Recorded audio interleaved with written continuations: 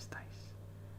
Yo hoy os voy a traer una lectura diferente a todas las demás que he traído, aunque quiero volver con el libro de Asimov en algún momento de la historia de la química. Y es de uno de los autores de ciencia ficción, terror, llamadle como queráis, pues más famosos, y que a mí me han encantado muchos de sus relatos.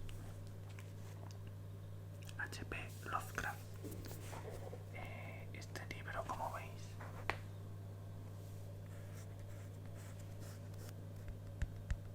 me lo cogí de segunda mano. Se llama El que susurra en la oscuridad, que es el nombre también de uno de los relatos que hay aquí dentro.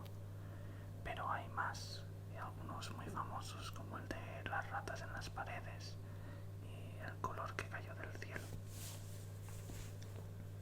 Voy a intentar leeros un relato enterito, aunque no sé si me aguantará la voz porque es larguito. Tampoco sé si aguantará el libro, porque muy a lo Lovecraft se me está cayendo a pedazos. Tiene como unas 30 o 40 páginas, yo diría, y no creo que aguante susurrando tampoco, o sea que en cualquier momento cambio a soft spoken y vuelvo a susurrar, no lo sé. Me he preparado ya con mis bebidas para poder aguantar un poquito. Bueno, yo os leo, ¿vale? El que susurra en la oscuridad, que podría ser yo, se apagará la luz. No me tengáis en cuenta esto. Tengan bien presente que al final no presencié ningún horror visible. Decir que un trastorno mental fue la causa de lo que deduje aquella última gota que me hizo salir corriendo de la solitaria granja de Ackley y atravesar de noche las desérticas colinas abovedadas de Vermont en un vehículo confiscado. Es pasar por alto los hechos más terminantes de mi experiencia final.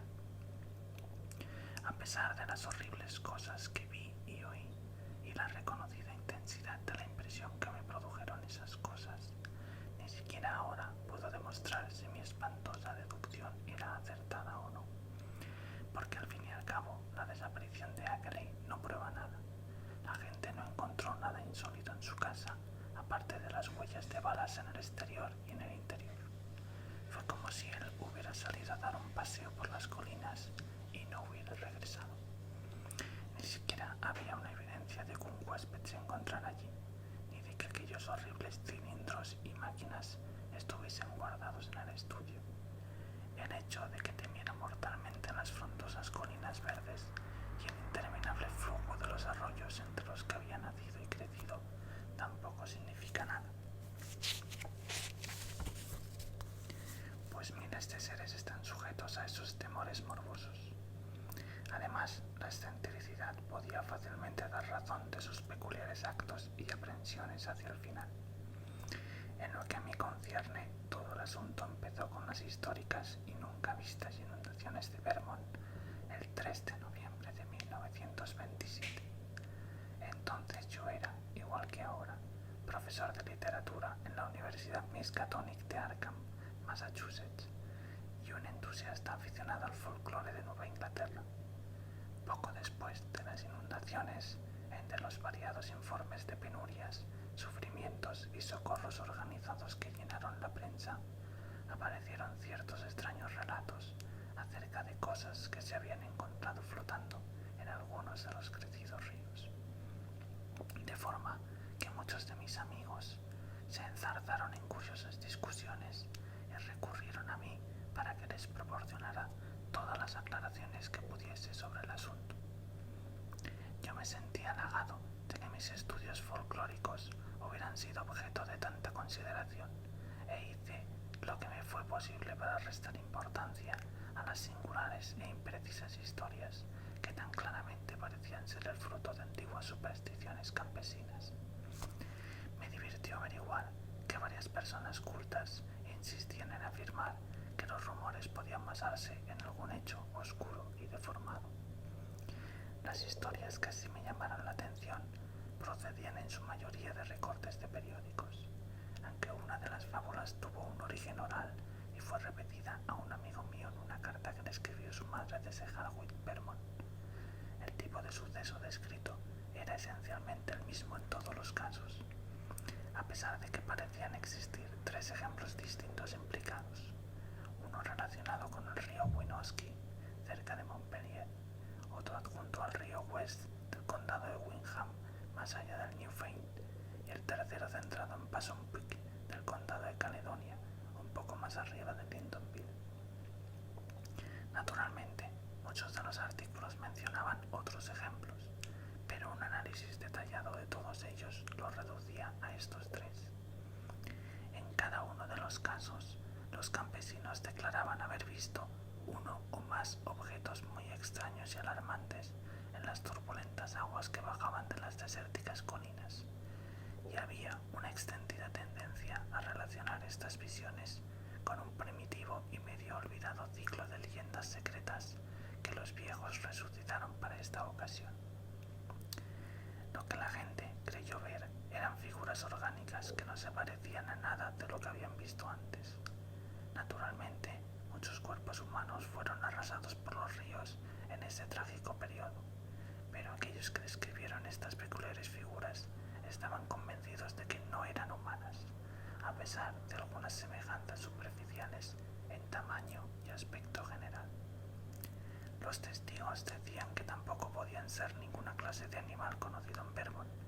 Eran objetos o seres rosados de 1,5 metros de longitud, provistos de cuerpos crustáceos, con grandes pares de aletas dorsales o alas membranosas, y varios huevos extremidades articuladas, así como de una especie de elipsoide enrollado, cubierto por multitud de antenas muy cortas, en el lugar que normalmente habría ocupado la cabeza.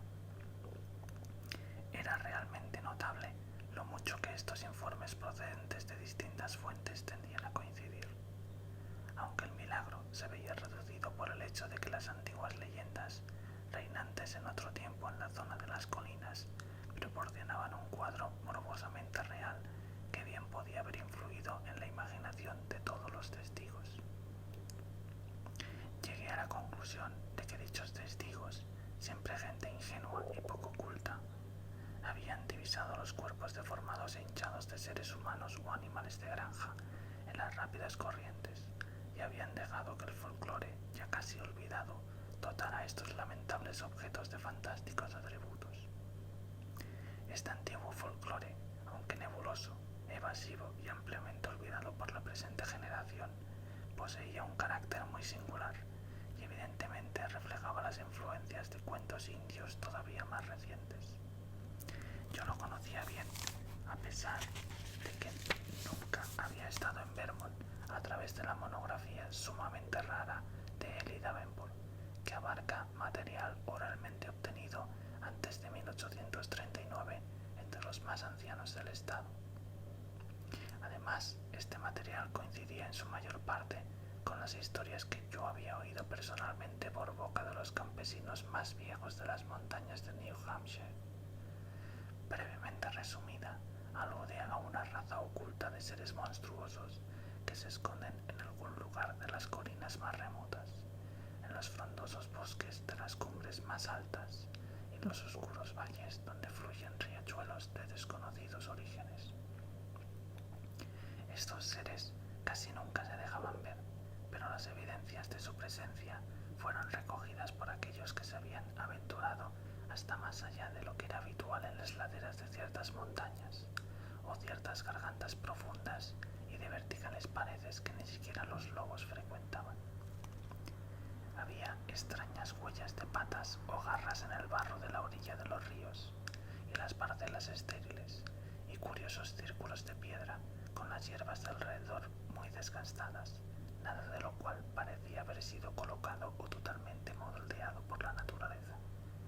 También había ciertas cuevas de dudosa profundidad en las laderas de las colinas, con la entrada cerrada por enormes rocas en una forma que difícilmente podía ser accidental, y una gran cantidad de las extrañas huellas conducían y salían de ellas, si es que la dirección de dichas huellas podía estimarse realmente.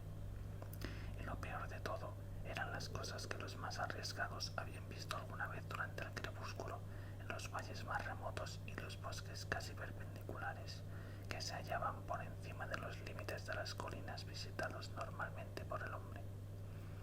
Habría sido menos alarmante que los diversos informes sobre estas cosas no concordaran entre sí.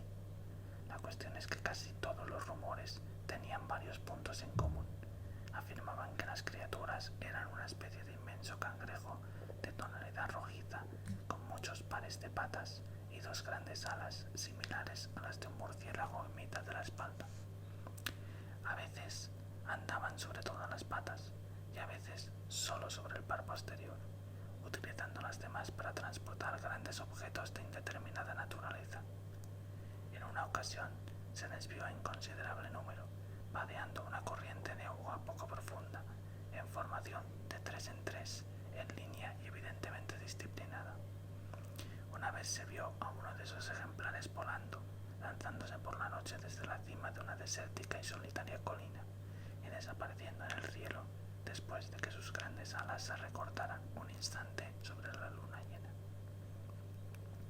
En general, estos seres parecían dispuestos a no molestar a la humanidad, aunque algunas veces se les había hecho responsables de la desaparición de ciertos individuos osados, especialmente personas que edificaban su casa demasiado cerca de ciertos valles o en una zona demasiado elevada de ciertas montañas.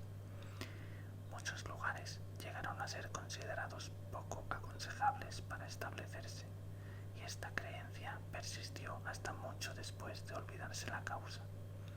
La gente miraba a alguno de los vecinos precipicios montañosos con un estremecimiento, aun cuando no recordaran cuántos colonizadores habían desaparecido y cuántas granjas habían quedado reducidas a cenizas en las laderas inferiores de aquellos sombríos centinelas verdes. Pero como, según las leyendas más recientes, las criaturas solo parecían haber atacado a los que violaban su intimidad, nacieron algunas creencias posteriores respecto a su curiosidad acerca de los hombres y sus intentos para establecer avanzadas secretas en el mundo humano. Ciertos relatos hablaban de las extrañas huellas de garras que se habían visto en torno a las ventanas de alguna granja por la mañana y de ocasionales desapariciones en regiones que no se encontraban en las zonas embrujadas. Además, había relatos que aludían a unos zumbidos muy semejantes a la voz humana, que hacían sorprendentes ofertas a aquellos que viajaban en solitario por caminos y senderos de los frondosos bosques, y a niños que se asustaban mortalmente al ver u oír allí donde los antiguos bosques circundaban su casa. En el último estrato de las leyendas, el estrato que precedía a la decadencia de la superstición y el abandono de un estrecho contacto con los temidos lugares, hay singulares referencias a ermitaños y solitarios granjeros que en algún periodo de su vida parecieron sufrir un repelente cambio mental, siendo abandonados y considerados como mortales que se habían vendido a extraños seres. En uno de los condados del nordeste surgió, hacia 1800, la tendencia a acusar a excéntricos e impopulares ermitaños de ser aliados o representantes de las aborrecidas criaturas. Voy a hacer un parón para beber,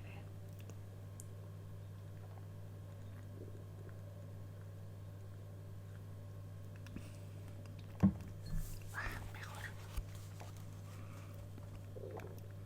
En cuanto a lo que son dichas criaturas, las explicaciones variaban mucho.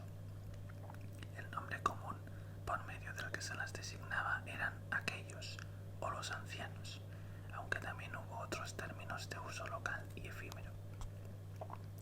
Es posible que la mayor parte de los colonizadores puritanos los calificaran terminantemente de familiares del diablo y los convirtieran en la base de horribles especulaciones teológicas.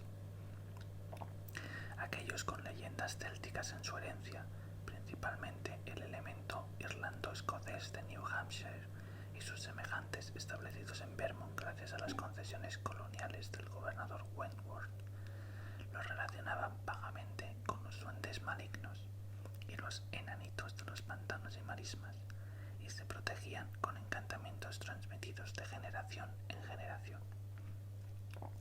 Pero los indios eran los que sostenían las teorías más fantásticas.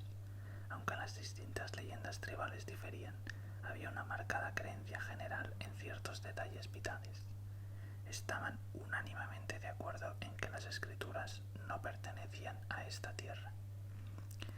La leyenda de los Penacoco, que eran las más consistentes y pintorescas, explicaban que los seres alados procedían de la Osa Mayor y tenían minas en nuestras colonias terrestres de donde extraían una especie de piedra que no podían obtener en ningún otro mundo. Las leyendas afirmaban que no vivían aquí, sino que únicamente mantenían unos puestos de avanzada y regresaban volando a sus propias estrellas del norte con grandes cargamentos de piedra. Solo atacaban a los terrícolas que se aproximaban demasiado a ellos o los espiaban. Los animales los rehuían debido a un odio instintivo, no porque los cazaran.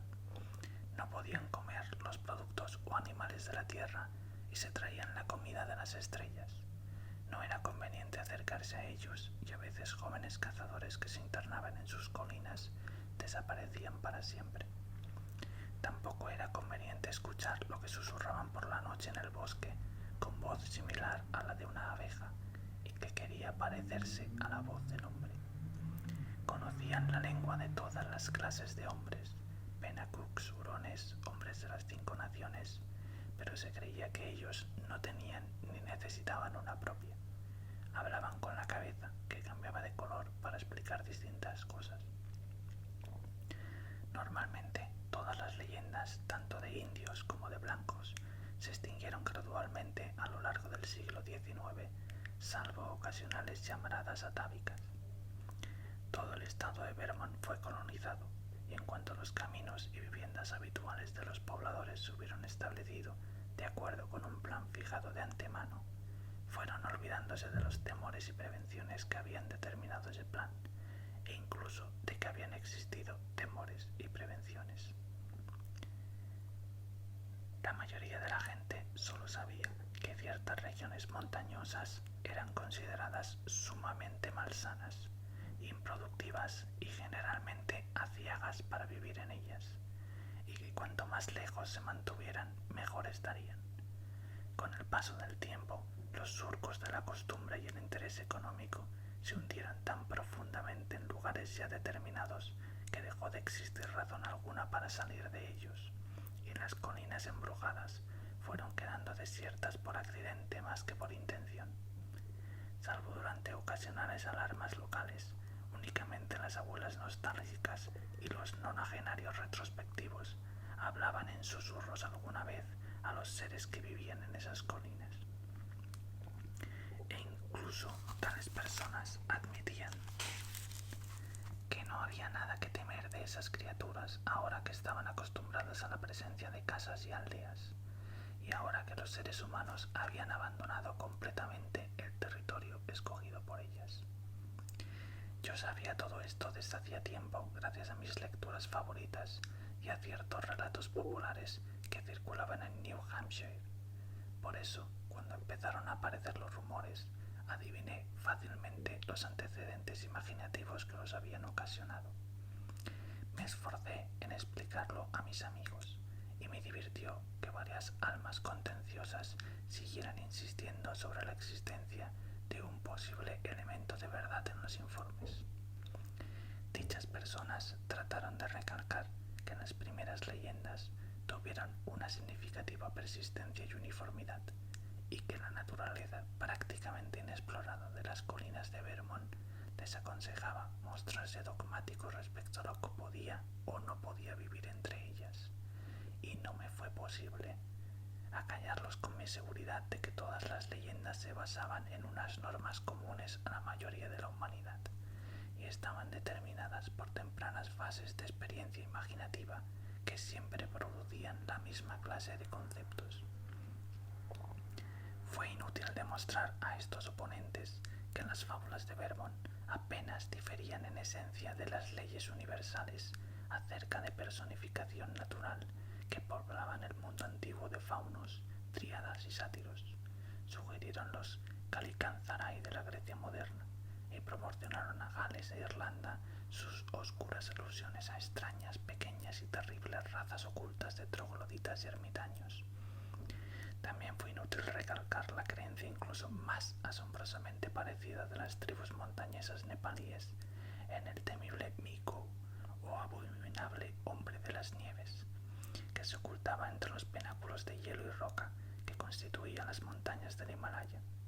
Cuando mencioné esta evidencia, mis oponentes la volvieron contra mí, alegando que podía implicar cierto carácter histórico en las antiguas leyendas, que podía demostrar la existencia real de alguna peculiar y antigua raza terrícola, obligada a esconderse tras el advenimiento y la dominación del género humano, y que podía haber sobrevivido en número reducido hasta tiempos relativamente recientes o incluso hasta el presente. Cuanto más me reía de estas teorías, más firmes se mostraban esos obstinados amigos, añadiendo que incluso sin el patrimonio de la leyenda, los informes recientes eran demasiado claros, consistentes, detallados, insensatamente prosaicos respecto a la forma de relatarlos para no ser tomados en cuenta. 2 o 3 fanáticos extremistas llegaron hasta el punto de aludir a posibles significados en los antiguos cuentos indios, que conferían a los seres ocultos un origen extraterrestre, citando los singulares libros de Charles Fort con sus afirmaciones de que viajeros procedentes de otros mundos y el espacio exterior habían visitado la Tierra con frecuencia. Sin embargo, la mayoría de mis adversarios eran simples románticos que insistían en tratar de trasladar a la vida real la fantástica leyenda de enanitos ocultos que la magnífica literatura macabra de Arthur Machen había hecho popular.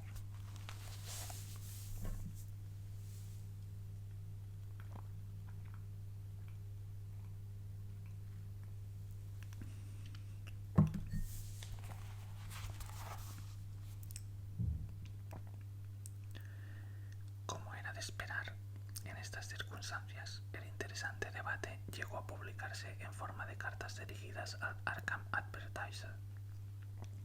Algunas de ellas se reprodujeron en la prensa de las regiones de Vermont, de donde procedían las fantásticas historias. El Rutland Herald dedicó media página a extractos de cartas en ambos sentidos, mientras que el Battleboro Reformer reimprimió uno de mis largos resúmenes históricos y mitológicos, con algunos comentarios adicionales en el Observador, una reflexiva columna que sustentó y aplaudió mis escépticas conclusiones. En la primavera de 1928, yo era una figura conocida en Vermont, a pesar de no haber puesto jamás los pies en el estado.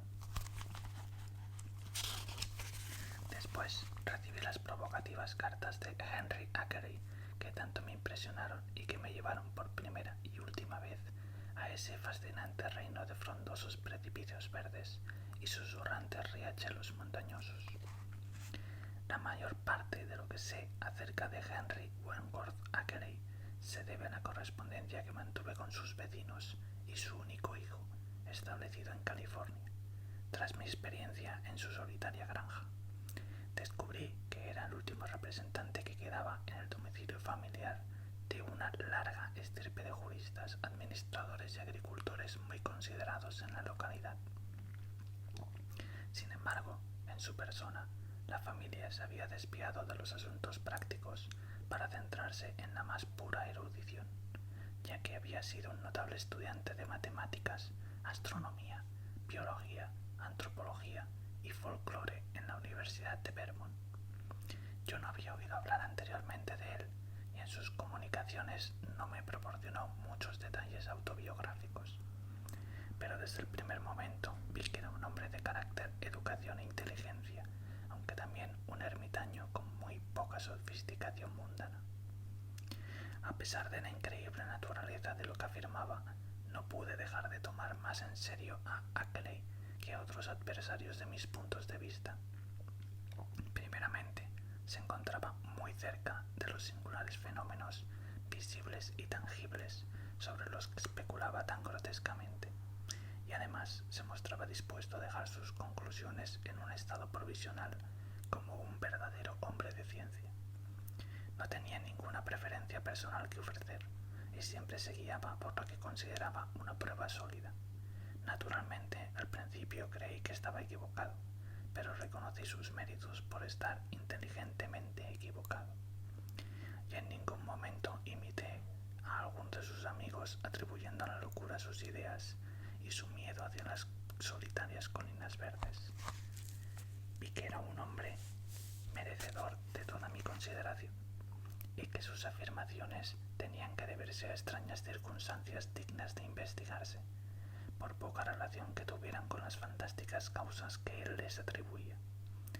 Al cabo de cierto tiempo me envió algunas pruebas materiales que colocaron el asunto sobre una base algo distinta y asombrosamente peculiar. No puedo hacer nada mejor que transcribir íntegramente, hasta donde me sea posible, la larga carta en la que Ackeray se presentaba y que constituye un hito tan importante en mi propia historia intelectual. Ya no se encuentra en mi poder, pero me acuerdo de su prodigioso mensaje casi palabra por palabra. Y ahora quiero reafirmar mi confianza en la cordura del hombre que la escribió.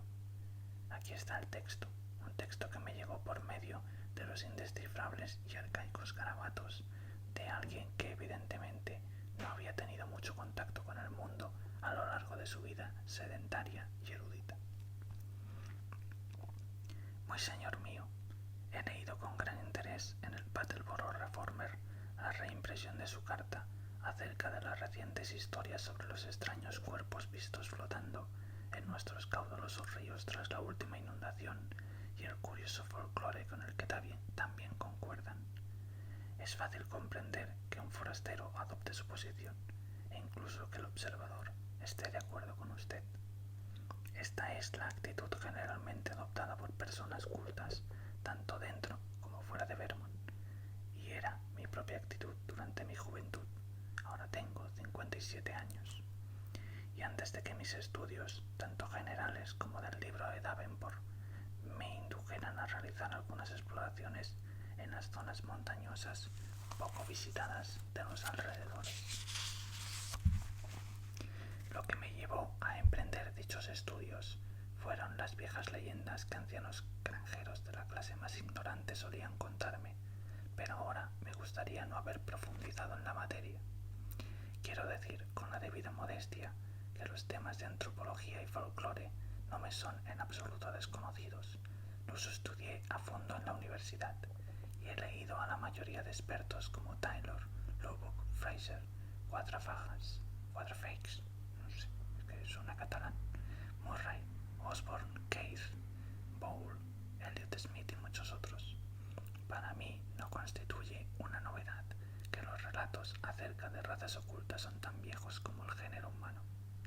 He visto las reimpresiones de cartas escritas por usted y las que no coincidían con sus ideas en el Rutland Herald, y creo saber en qué punto se halla actualmente su controversia. Lo que ahora deseo decirle es que me temo que sus adversarios estén más cerca de la verdad que usted, aunque toda la razón parezca hallarse de su parte. Están más cerca de la verdad de lo que ellos mismos creen, porque naturalmente ellos se dejan guiar por la teoría y no pueden saber lo que yo sé. Si yo supiera tan poco sobre el tema como ellos, es muy posible que no considerase justificado pensar como ellos. Le apoyaría firmemente a usted. Observará que estoy dando muchos rodeos antes de ir al grano, probablemente porque tengo verdadero miedo de ir al grano.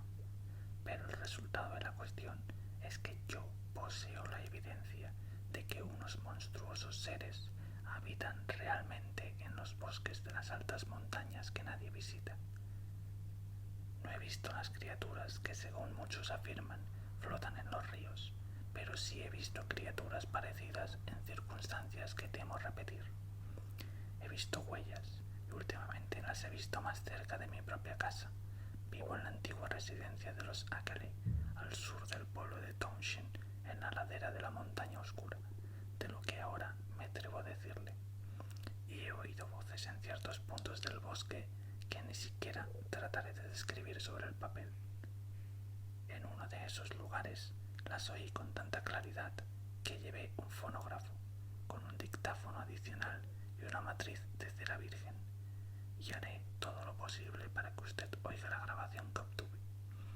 La he hecho escuchar a algunos de los ancianos de aquí y una de las voces casi les dejó paralizados de miedo a causa de su semejanza con una voz determinada, aquella voz que zumbaba en los bosques y que deben por menciona que sus abuelas les habían descrito e imitado. Sé lo que la mayoría de la gente piensa de un hombre que afirma oír voces, pero antes de llegar a una conclusión, deseo que oiga esta grabación y pregunte a algunos de los viejos de la zona lo que opinan al respecto. Si es capaz de explicársela, muy bien, pero tiene que haber algo detrás de ella. Ex nihilo nihil fit, ya sabe. Ahora bien, mi propósito al escribirle no es iniciar una disputa, sino facilitarle unos informes que a un hombre de sus gustos no dejarán de resultar profundamente interesantes. Esto es confidencial. Públicamente yo estoy de su parte, pues algunas cosas me demuestran la conveniencia de que la gente no sepa demasiado de estos asuntos. Mis propios estudios son ahora totalmente confidenciales y no quiero decir nada que atraiga el interés de la gente y les haga visitar los lugares que yo he explorado. Es cierto, terriblemente cierto, que hay unas criaturas no humanas que nos vigilan constantemente, con espías introducidos entre nosotros a fin de obtener información. La mayor parte de lo que he averiguado sobre el asunto se debe a un hombre degradado que, si estuvo cuerdo alguna vez, tal como creo, fue uno de esos espías. Acabó suicidándose, pero yo tengo razones para creer que otros han ocupado su lugar. Las criaturas proceden de otro planeta.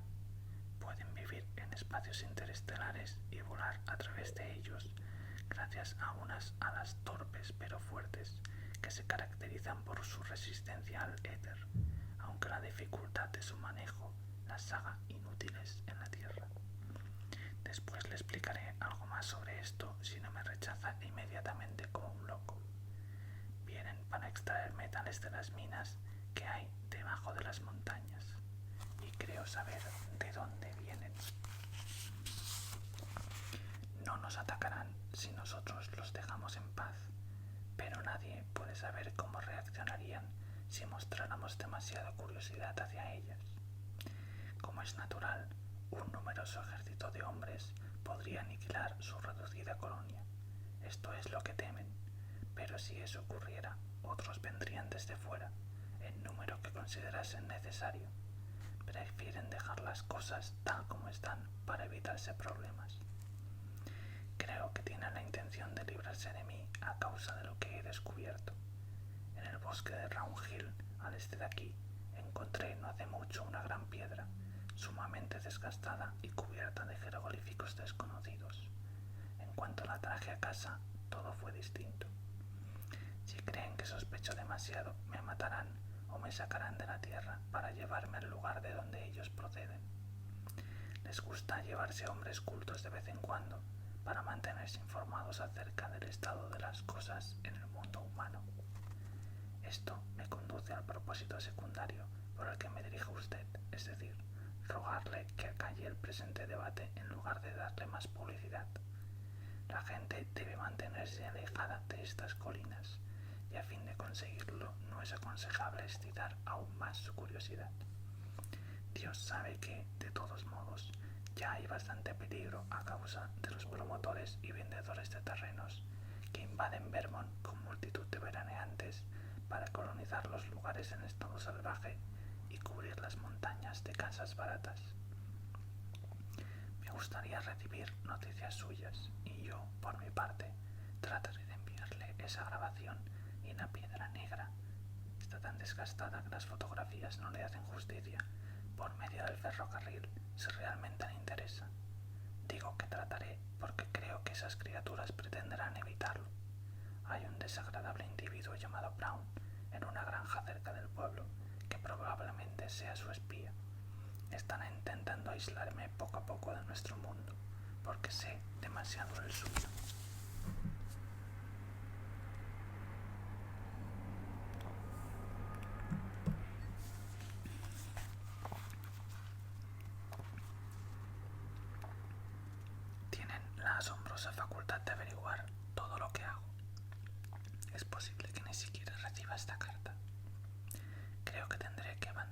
esta parte del país e irme a vivir con mi hijo a San Diego, California, si la situación empeora.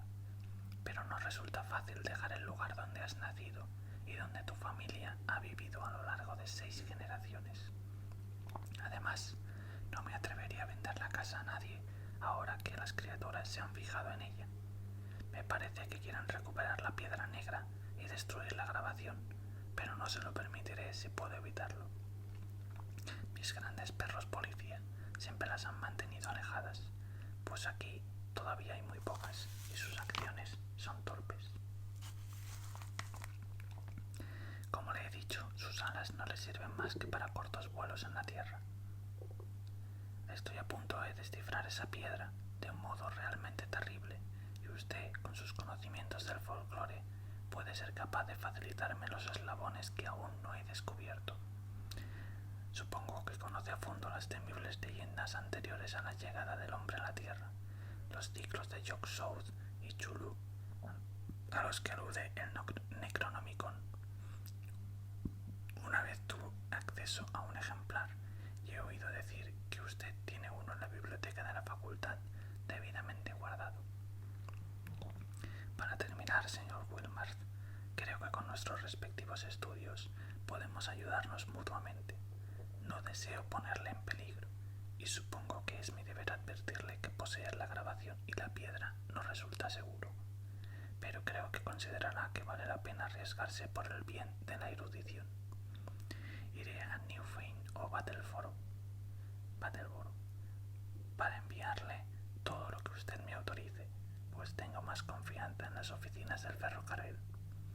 Puede decirse que ahora vivo completamente solo, pues ya no puedo contratar a nadie.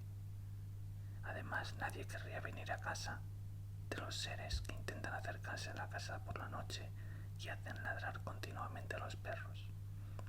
Me alegro de no haber profundizado en este asunto cuando vivía mi esposa, pues creo que se habría vuelto loca.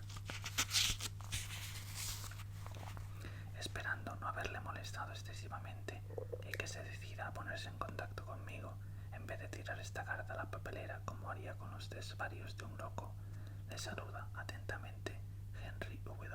Ackley. Postdata. Estoy haciendo copias de ciertas fotografías tomadas por mí mismo que seguramente contribuirán a demostrarle algunas cosas que le he mencionado. Los ancianos opinan que son monstruosamente verídicas. Se les enviaré muy pronto si usted está interesado. Sería difícil relatar mis sentimientos al leer por primera vez ese extraño documento. Lo normal habría sido que estas extravagancias me hubieran hecho reír más fuertemente que las teorías más inofensivas que habían ocasionado mi anterior hilaridad. Pero en el tono de la carta se escondía algo que me hizo tomarla con paradójica seriedad. No es que creyera por un solo momento en la desconocida raza procedente de las estrellas acerca de la cual hablaba mi corresponsal. Sin embargo, tras graves dudas preliminares, me convencí de su absoluta cordura y sinceridad, y de su confrontación con algunos fenómenos genuinos, aunque singulares y anómalos, que no le era posible explicar, salvo de esta forma imaginativa. Llegué a la conclusión de que no podía ser tal como él creía, pero que de todos modos era un caso digno de investigarse. El hombre parecía sumamente excitado y alarmado por algo, pero resultaba difícil pensar que no hubiera ninguna causa. Se mostraba muy específico y lógico en cierto sentido, y al fin y al cabo su historia concordaba asombrosamente bien con algunas viejas fábulas, incluso las leyendas indias más exageradas. Era muy posible que realmente hubiera oído extrañas voces en las colinas y encontrado la piedra negra respecto a la cual hablaba, a pesar de las absurdas suposiciones que había hecho, suposiciones probablemente sugeridas por el hombre que decía ser un espía de las criaturas estelares y que después se suicidó. Era fácil deducir que este hombre se hallaba totalmente loco, pero que tal vez poseía una vena de perversa lógica causante de que el inocente Ackley, ya preparado para tales cosas por sus estudios sobre el folclore, creyera su fábula. En cuanto a los últimos acontecimientos, parecía, por su imposibilidad de contratar a nadie, que los vecinos de Ackley estaban tan seguros como él de que extrañas criaturas sitiaban su casa por la noche. Además, los perros ladraban de verdad. Y por otra parte, estaba el asunto de aquella grabación, ya que yo no podía dejar de creer en que la había obtenido tal como él explicaba. Tenía que significar algo, o eran ruidos animales sumamente parecidos a la lengua humana, o eran la lengua de algún ser humano que había degenerado hasta un estado no muy superior al de los animales. A partir de aquí, mis pensamientos volvieron a la negra piedra cubierta de jeroglíficos y a especular acerca de lo que podía significar. Además, y las fotografías que Ackley decía estar a punto de enviar y que los ancianos habían encontrado tan horriblemente convincentes. Tras releer la casi indescifrable caligrafía, pensé, como nunca hasta entonces, que mis crédulos oponentes tal vez estuvieran más en lo cierto de lo que yo había aceptado. Al fin y al cabo, en aquellas solitarias colinas, bien podía haber algunos parias extraños y hereditariamente desfigurados, aunque no tal raza de monstruos estelares como describía la leyenda. Y en ese caso, la presencia de cuerpos en los ríos desbordados no sería totalmente increíble. ¿Acaso era demasiado presuntuoso suponer que tanto las antiguas leyendas como los recientes informes ocultaban este grado de realidad? Pero mientras abrigaba estas dudas, me sentía avergonzado de que algo tan extravagante y fantástico como la carta de Henry Ackley las hubiera suscitado. Al final me decidí a contestar la carta de Ackley, adoptando un tono de amistoso interés y solicitando más detalles. Su respuesta llegó casi a vuelta de correo y contenía, de acuerdo con su promesa, algunas fotografías de paisajes y objetos destinados a ilustrar lo que quería decirme. Al mirar estas fotografías tras sacarlas del sobre, experimenté una curiosa sensación de miedo y cercanía de los seres prohibidos, ya que pese a la imprecisión de la mayor parte de ellas, tenían un poder tremendamente sugestivo, que se veía intensificado por el hecho de ser genuinas fotografías, verdaderos eslabones ópticos de lo que representaban, y el producto de un proceso transmisor impersonal sin prejuicios, falibilidad o mentira. Cuanto más las miraba, más veía que mi positiva impresión de Ackley y su historia no había sido injustificada. Evidentemente, esas fotografías constituían la prueba indudable de que en las colinas de Vermont había algo que sobrepasaba el radio de nuestras creencias habituales. Lo peor de todo era la huella, una escena tomada cuando el sol relucía sobre un terreno fangoso en lugar de una montaña desierta. A la primera ojeada me di cuenta de que aquello no podía ser una evidencia falsificada. Los guijarros y hierbas claramente definidos en el campo de visión proporcionaban un inequívoco índice de escala y no dejaban ninguna posibilidad de que fuera una exposición doble. He dicho que era una huella, pero sería más exacto calificarla de huella de garra.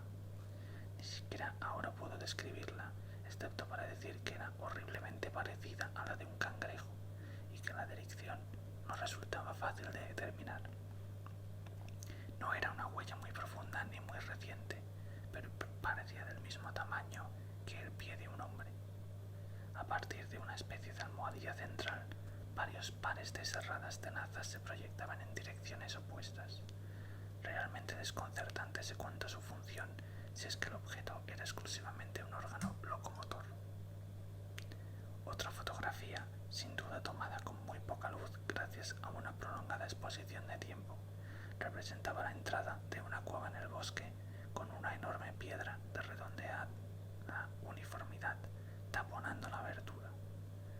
Justo enfrente de ella se veía una densa red de curiosas huellas, y al inspeccionar la fotografía con una lupa adquirí la horrible seguridad de que las huellas eran iguales que las del otro retrato. Una tercera fotografía mostraba un círculo de piedras en la cumbre de una colina. La hierba que rodeaba el misterioso círculo estaba muy aplastada y desgastada, aunque ni siquiera con la lupa pude ver ninguna huella. La extrema lejanía del lugar queda demostrada por la infinidad de desérticas montañas que constituían el fondo hacia el brumoso horizonte. Pero si la fotografía más inquietante de todas era la de la huella, la más curiosamente sugestiva era la que representaba la gran piedra negra encontrada en los bosques de Round Hill. Ackley la había tomado sobre lo que debía ser su mesa de trabajo, pues en el fondo se divisaban varias hileras de libros y un busto de Milton.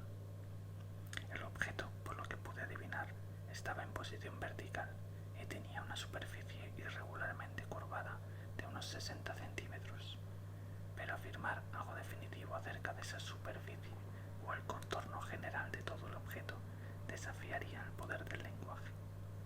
Ni siquiera me fue posible suponer qué extraños principios geométricos habían guiado su talla, pues resultaba evidente que había sido tallada de forma artificial, y hasta aquel momento jamás había visto una cosa que me impresionara tanto por su inequívoco carácter ajeno a este mundo.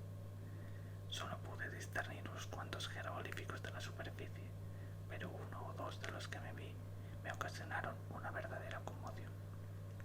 Naturalmente, cabía la posibilidad de que fueran falsos, pues otros aparte de mí mismo habrían leído el monstruoso y detestable Necronomicon del demente árabe Abdul al-Azred.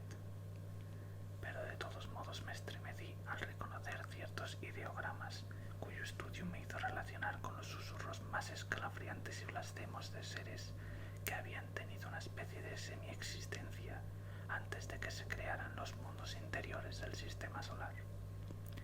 De las 5 fotos restantes, 3 eran vistas de un pantano y una colina que parecía mostrar indicios de una presencia oculta y malsana.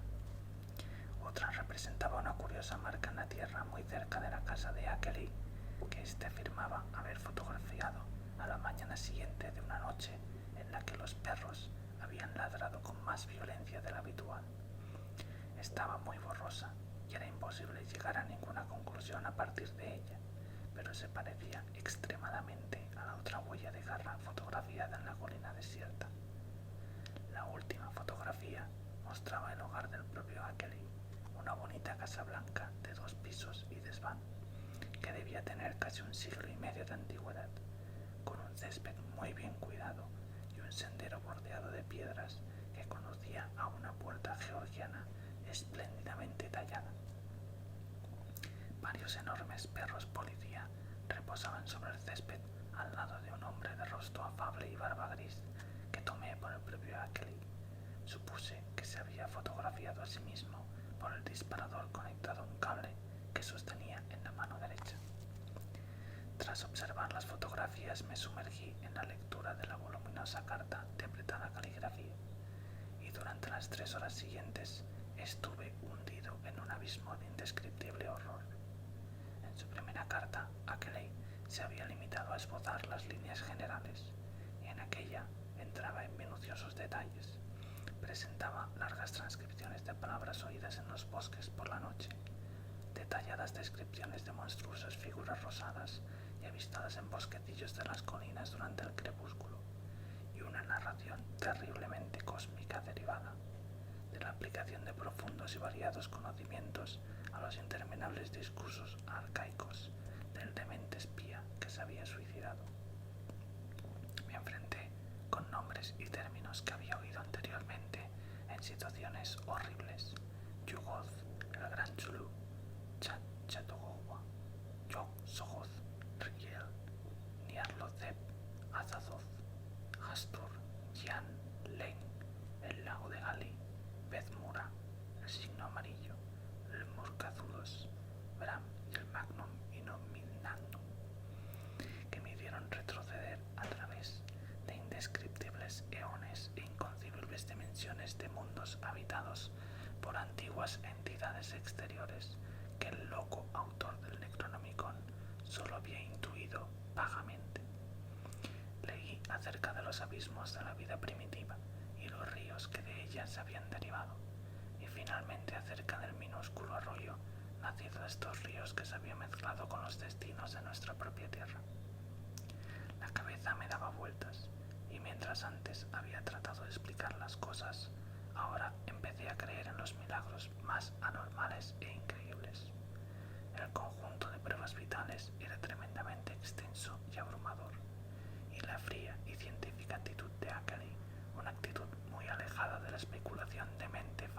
histérica o incluso extravagante, tuvo un enorme efecto sobre mis pensamientos y juicio.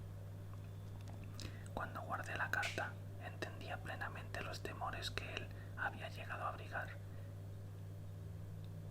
y me hallaba dispuesto a hacer cualquier cosa que estuviera en mi mano para que nadie se acercase a aquellas montañas embrujadas. Incluso ahora que el tiempo ha mitigado la impresión y que me ha hecho poner en duda mi propia experiencia y horribles recelos, hay algunas cosas en la carta de Ackley que nunca repetiría ni me atrevería a expresar con palabras sobre un papel. Casi me alegro de no tener la carta, la grabación y las fotografías, y por razones que pronto explicaré, desearía que el nuevo planeta más allá de Neptuno no hubiera sido descubierto. La lectura de esta carta puso fin a mi debate público respecto al horror de Bergman. Los argumentos de mis oponentes quedaron sin respuesta o fueron acallados con promesas, de modo que la controversia fue degenerando hasta casi caer en el olvido. Durante la segunda mitad de mayo y todo el mes de junio mantuve una correspondencia ininterrumpida con Ackley. De vez en cuando se perdía alguna carta, así que nos veíamos obligados a retroceder y efectuar un laborioso trabajo de copia. En conjunto, lo que intentábamos hacer era comparar notas en temas de oscura erudición mitológica